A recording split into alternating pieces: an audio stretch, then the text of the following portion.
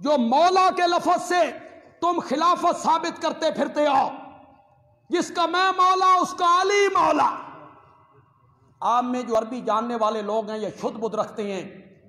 کسی لغت کی کتاب نے مولا کا معنی خلیفہ لکھا ہے؟ کسی کتاب میں مولا کا معنی امام؟